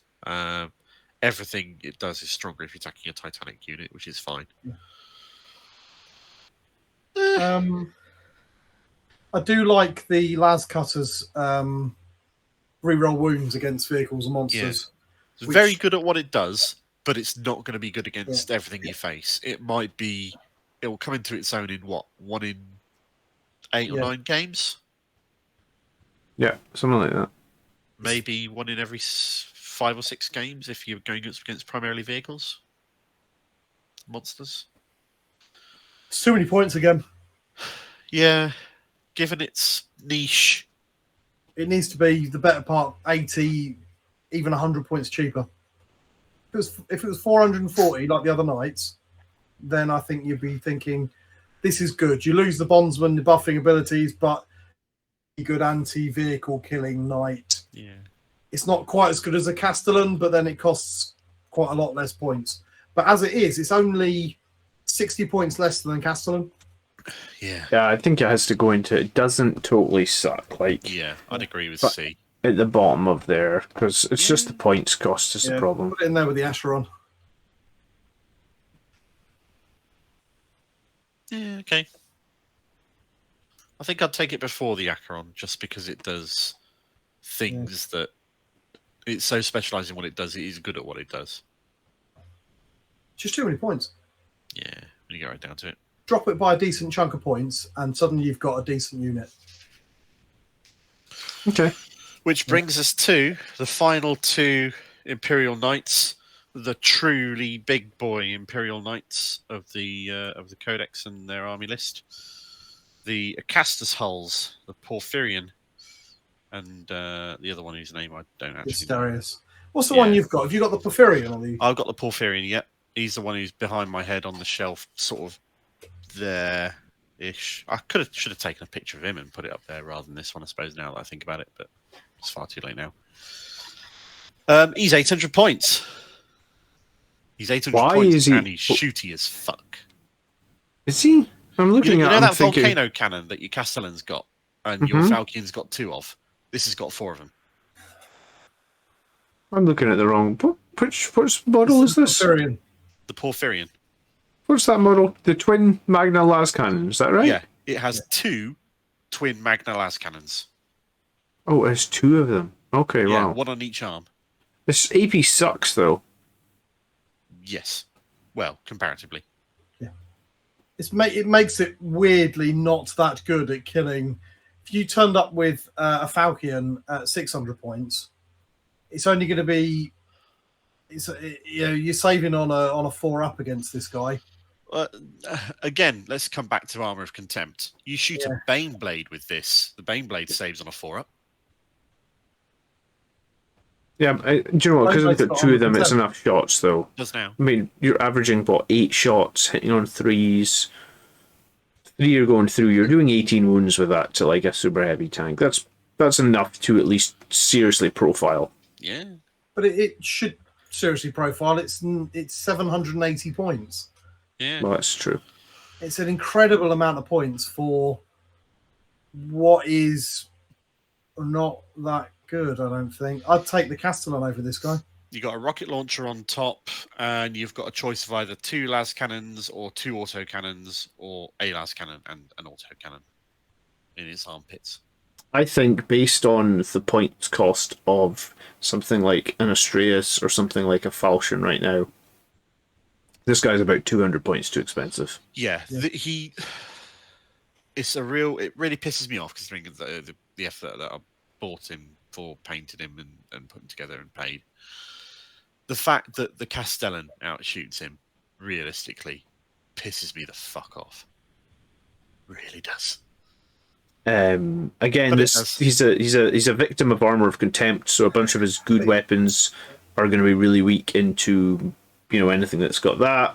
Yes, the big Magna Cannon seems good, but it just feels like it's not that good for a 780 point model. No, it's not good enough for a 780 point model. Not The nearly AP good needs enough. To be at least -5, -6, realistically. He's been. It's another. The strength is poor as well. Like if you look at the Castellan, he's strength 16, so he's wounding toughness 8 on 2s. You're not wounding.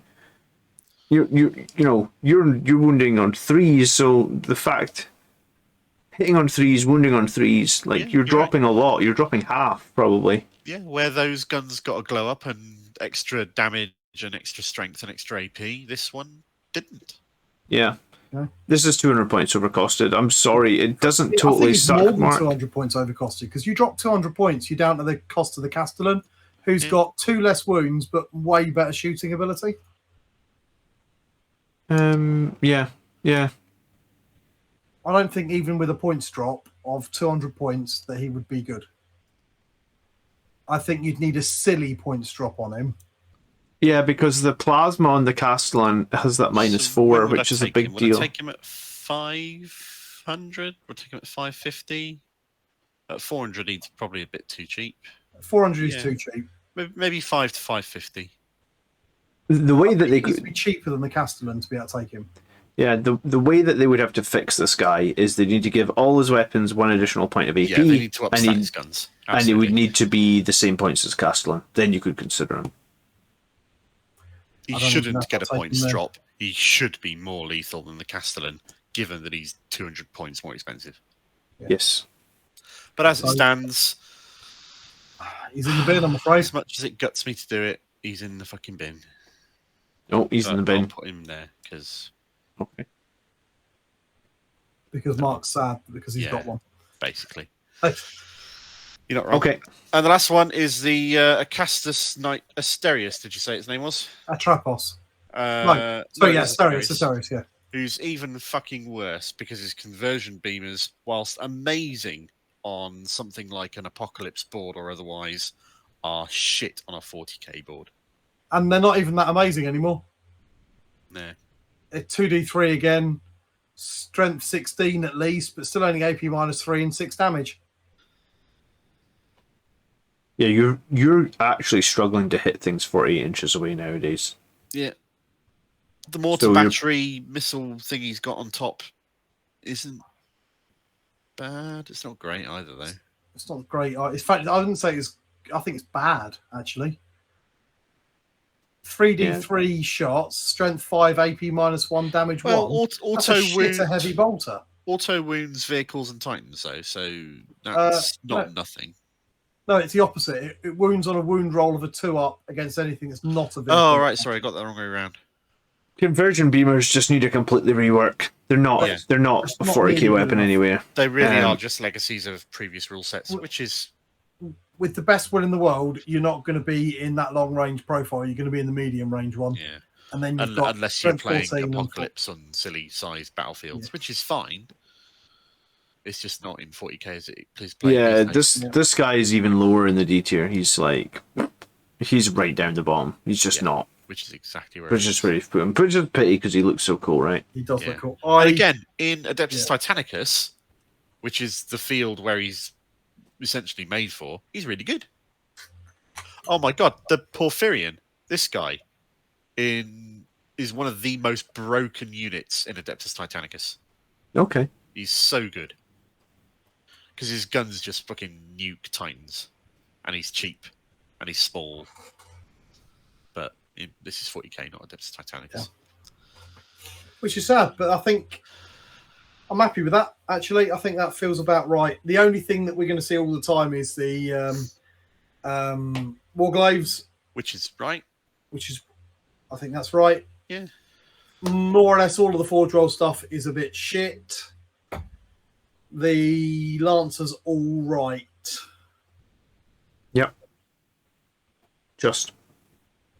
And I think that lines up with when we're looking at sort of like good knight lists at the moment. That's what we're seeing. We're seeing the Paladin, we're seeing Canis Rex, we're seeing a few Gallants about, and we're seeing a shit ton of Armigers. Yeah, Mhm. because they're obsec and they're fast and they're resilient. So there you got it. There we go. Cool. What other night content have we done on the channel? We did the. We We've went done- over the book. Yeah, we've done the review of the book where we went over it in detail. That's a lie. We didn't go over in detail. We skim read most of it and went over bits of it in horrendous detail. And we've done the episode review on the Blood Angels Commanders channel where we went into detail on what knights you would want to look at taking as an ally inside a Blood Angel list. Yep. Which it needs a tiny bit of reviewing after Nephilim, but not a lot. If you want to spend 3CP on bringing a Much knight, changed, to be then honest. what you're going to bring hasn't changed at all. Yeah. Cool. Well, I will link one of those videos up above just because we're a Right. professional channel and that's what we do. Yeah. Um, Links here on the screen, right here. And- that John and then the totally last won't one is forget to the- put in is- post processing. How to paint a knight. So Yeah, and I think we've just about done what we can do with knights at the moment. nice. Cool. Well, if you enjoyed the video, please leave a like and also Yeah. consider sharing it with a friend that likes knights. Because As always, if we've provided you any entertainment or given you a we haven't laugh done or Pride of two, Glory yet. oh, all right. that's okay. We can ask people to. Yeah, are we not allowed to pimp the channel here before we go into Pile of Glory?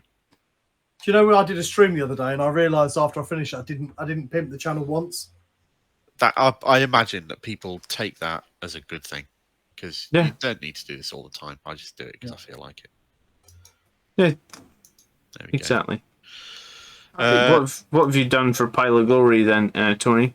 What are you going to show us? I can show you if you give me a second. Hang on. Yeah, you can do it. Why the hell did you send it to me? You don't need me to share the screen.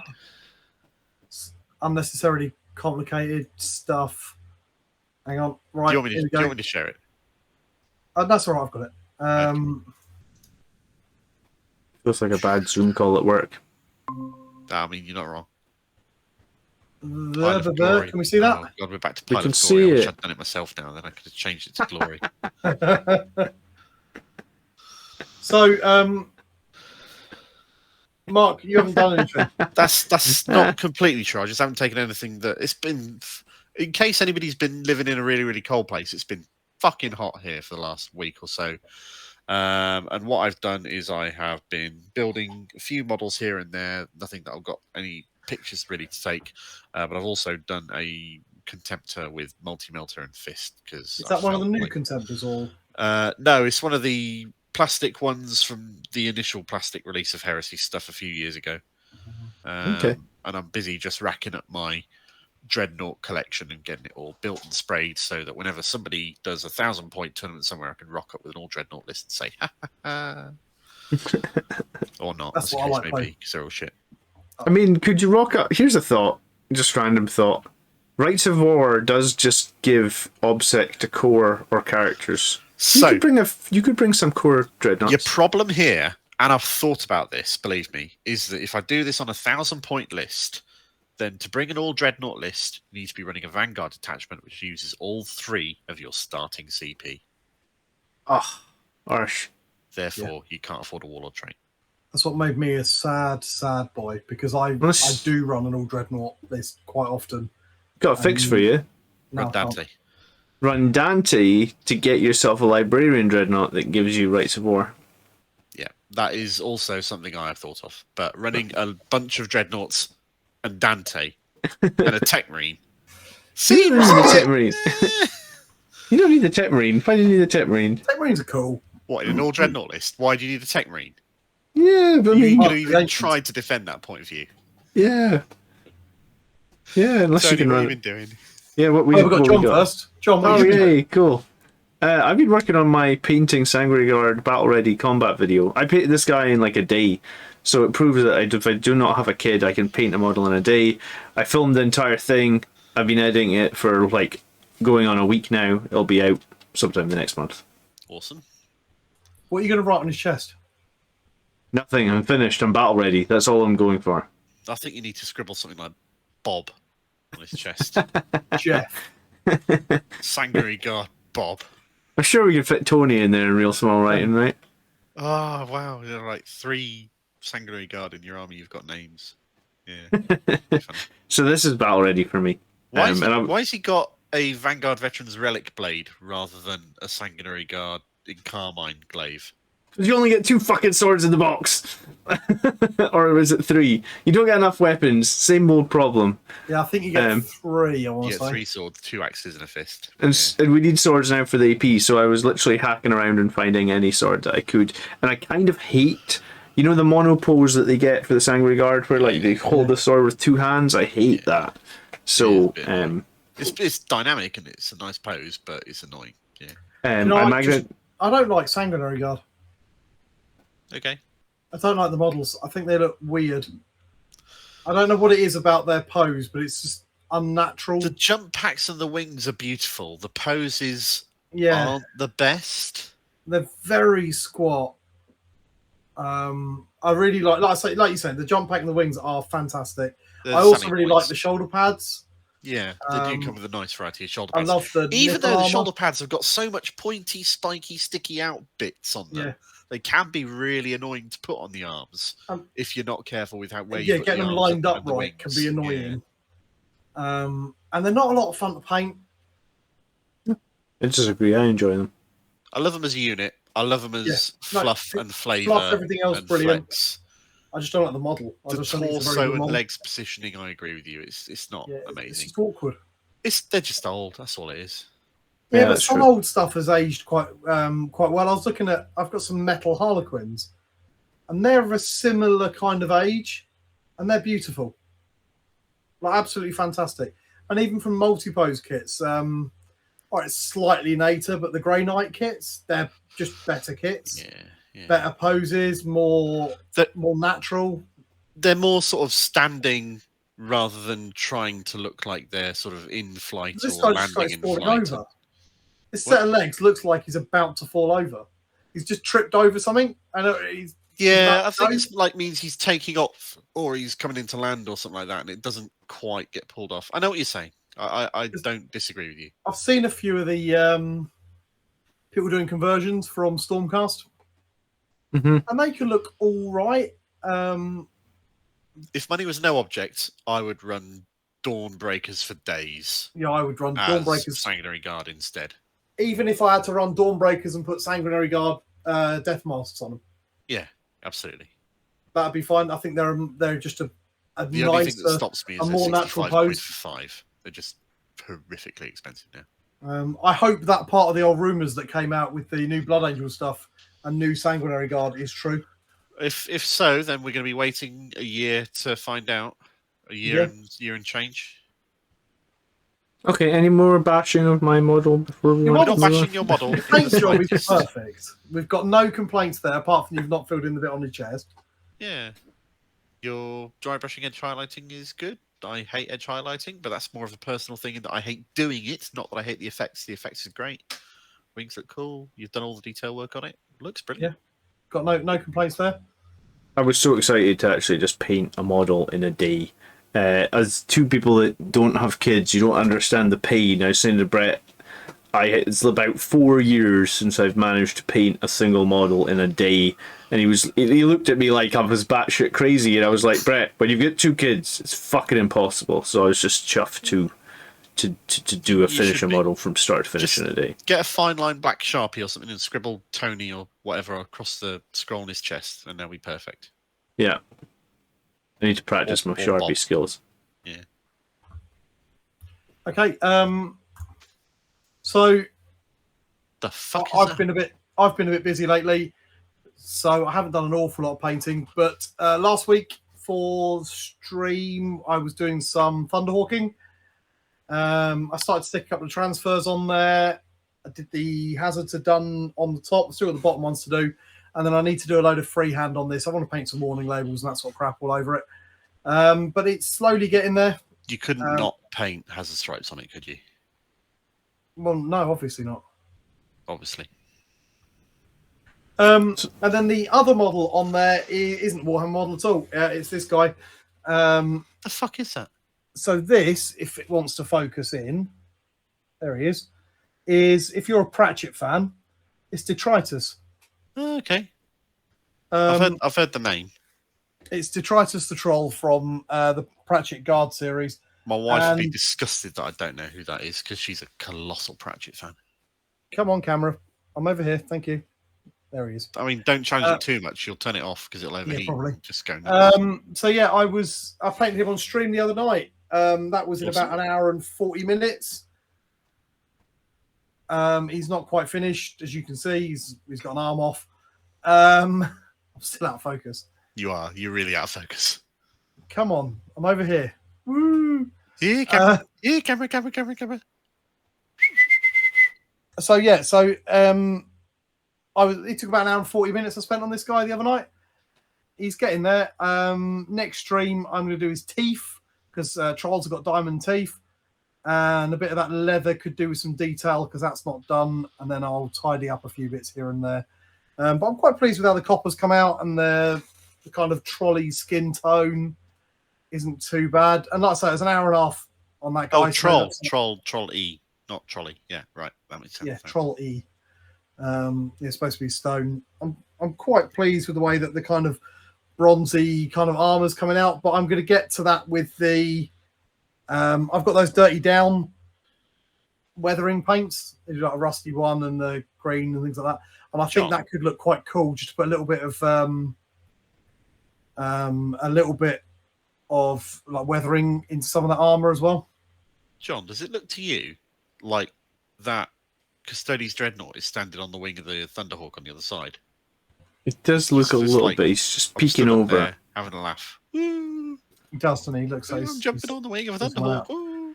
That's a ginormous dreadnought, that one is. He's just photobombing because he's like, we're not getting involved in any battles anymore. Is So that I figured the I got a Telemon, is photobomb. it? Or, Yeah, it's I a can't looks Telemon. like a Is it? Telemon. Hang on.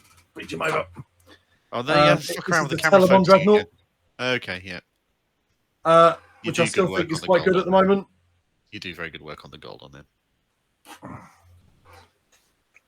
So yeah, that's Awesome. that's what I've been up to. Tony Playing on stream. keeping the hobby end up. Yeah, that's the one. Like I say, finish Detritus next stream, I reckon. And when are you streaming now in the channel? Let everybody know. So I'm streaming every Tuesday at the moment. Time? What time? Roughly? Try and stream about 9 o'clock, Okay. and I'll stream for about an hour and a half or so because it is a school night, and So that will obviously be UK time. So currently that's British UK Summer time, about 9 Yeah. o'clock. We will in the future. I'm trying to move house at the moment, so I've got like nothing here. I've got no green screen or anything. But once I've moved and got into the new house, I've got a proper dedicated space for a studio in it. So I'll set that up, and then I'll be able to stream a little bit more. Will we be filming the next episode from your new place? No, bone of contention at the moment. This is what happens when you buy a new build, and you sort of like sitting there like, when are you going to finish my house? Anytime soon? Right. Okay. So we're looking at supposed to be beginning of August, but yeah, Fair enough. now Do we it was know what we're middle of doing on July. the next episode yet? Not a clue. I What don't we'll think do is we'll decide on something, then all specs will release it just before we film it, Yeah. and then it will look like we're copying him. We didn't. We came up with this idea before he did. All right. We don't I was know. gonna- The fact that He we've might have- filmed it 24 hours after he's done his, when we've done all our research and are ready to film Research? again. Fucking research? I was going to say, we need to show the Discord message from like a month ago when you were setting up the schedules of what our future... I we were don't gonna do. think anybody I swear cares. he's like hacked Yeah, us nobody or cares. something. True. Or Specs Tactics is actually Mark. I've never seen his face. That's true. We don't know what he looks like. He's No. marked with a voice changer. That would... You saying I'm dull and monotonous to listen to? Oh, shots It's a fired. bit mean. I quite like All Specs. I'm Yeah, an I All shouldn't have Specs said that on Patreon. air. That's unfair. I do apologise. I watch a lot of Auspex's stuff and he does good shit. And he I beats us think he every week. probably takes some bad rep for being factual. And there's nothing wrong. A lot of people on YouTube are looking for the facts. Yeah. So That's why I like And it, because it's yeah, 10 quick, minutes long concise and it tells videos. me the facts. And occasionally it's stuff I've not heard yet. I'm pretty plugged into news and yeah. there we He is go. one of the only people that I am a Patreon of still. Oh, okay. So I did trim it back. Because I think he does good work. Fair. I've been watching videos from a YouTube channel called the Bonehead Podcast lately, which covers a whole load of Blood Bowl stuff, and he's really, really good at it. And does like Dungeon Bowl leagues and guides on starting teams and shit. And That sounds the fun. I'd like to get in Blood Bowl. the 40k LARP that I'm playing in has now decided that in character on the big space station that the rogue traders are based off, they're starting up a Grav Ball league. And what could be more fun than the people who are running the rogue trader dynasties just playing out the Grav Ball league on Blood Bowl 2, the video game, for the sake of argument. So we're having a silly little league of Blood Bowl. And there's this one guy who's an admech, and he's made his team out of servitors, so naturally they're all undead, because undead servitors. That's Yes, how it it works. works. So I'd like yeah, to try that. I played my first game of Blood Bowl 2 for that league last night, and I got fucking ruffle stomped into the floor. It was a shit show. I was playing Wood Elves, and I thought I'd be really good, and then I got panned into the ground. I got the first kill of the league done by one of my linemen. Yeah, that was great. All good fun. I love Blood Bowl. I genuinely want to play. I bought a team. I've got my snotlings when I get a chance to play them. Snotlings are fun. Snotlings are cool.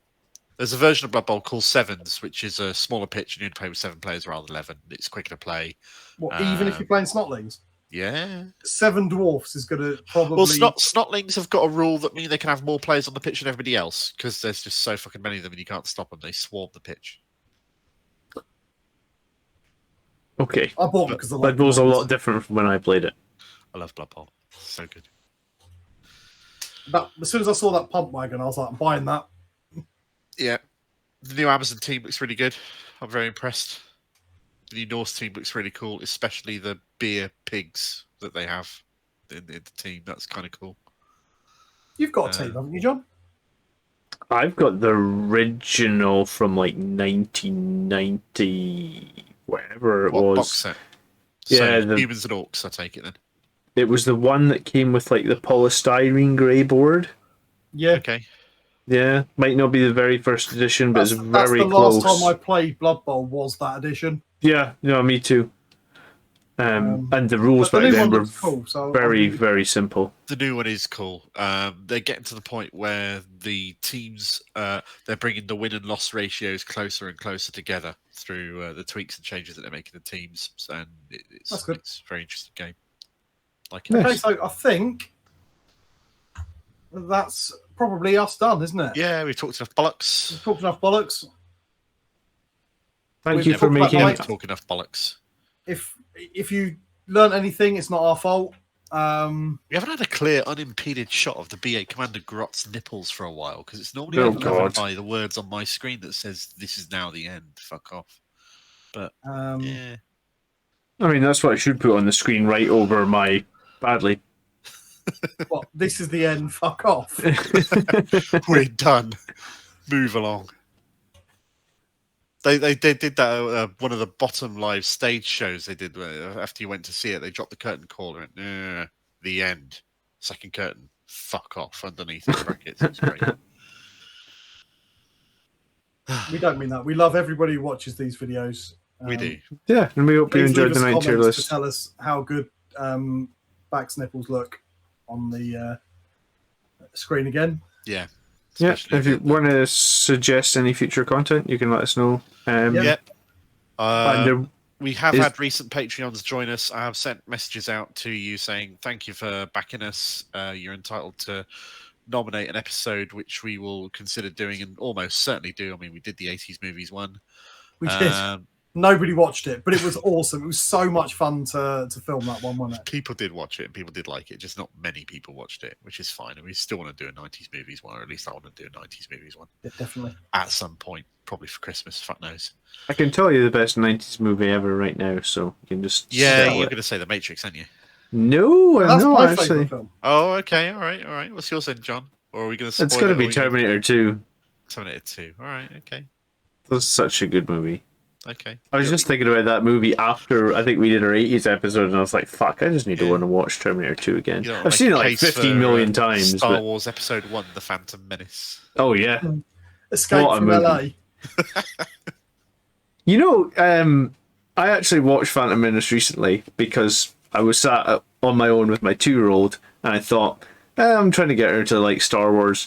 You remember at the very start of that movie when the droidicas rolled up, right? Yeah. And Obi-Wan and Qui-Gon disappeared down the corridor with force speed. Yeah. Did Obi-Wan just forget he had that at the end of the movie when there was blue, the doors were in the he just Yeah, went he like, suddenly slowed right down, didn't he? yeah, he I've just got went to the like, point that where I oh. watched that film, I watched the first 10 minutes of the stuff where they're fighting on the spaceship. Then I fast forward it to the pod racing bit and I watched the pod race because that's really cool. oh yeah.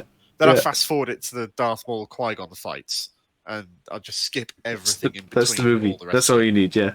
I thought that my daughter would like Jar Jar, and she did actually. So that I mean, there was that. Yeah, Well, some she's people two. She's two. I mean, like he speaks like she does with his language. Right, so on that note, now we're just literally just waffling on about bollocks.